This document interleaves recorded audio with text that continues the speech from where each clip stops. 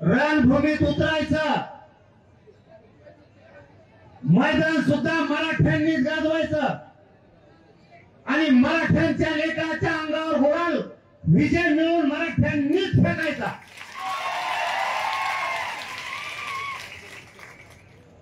आता लढाई आर पारची आणि अंतिम 2 वर्ष झालं मराठा लढतोय।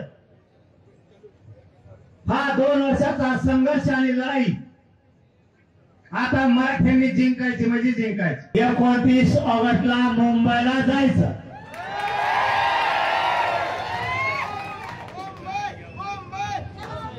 इथून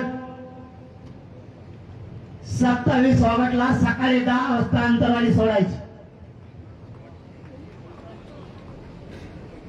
यावेळेस आपल्याला सलग जायचंय, कुठेही न थांबता।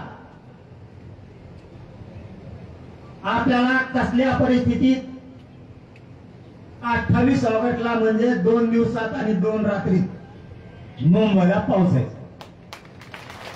मैदान गाजवायचं, विजय मिळवायचा आणि मराठ्याच्या अंगावर गुलाल फेकायचा म्हणजे फेकायचा।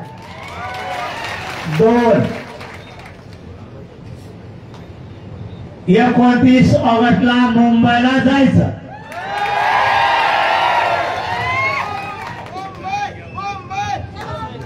इथून 27 ऑगस्टला सकाळी 10 वाजता अंतरवाली सोडायची। यावेळेस आपल्याला सलग जायचंय, कुठेही न थांबता।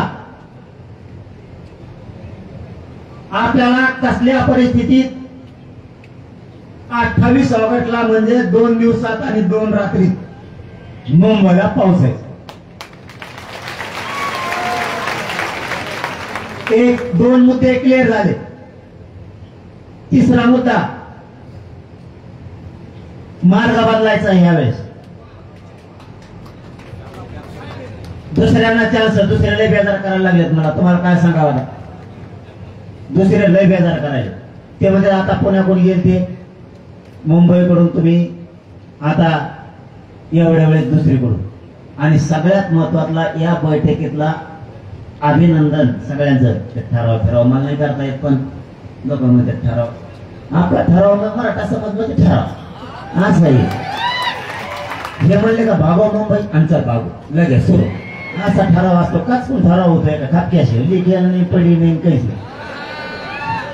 हीच लेखा पडी दांडी हे अवघड आहे का बघ ना बसले दिसतंय का तुम्हाला? सगळ्या बिल्डिंगवर लोक आहेत घरावर पातळ्यावर ते झोपलेल्या सांभाळावं। मला तर टी-शर्ट द्यायला होते।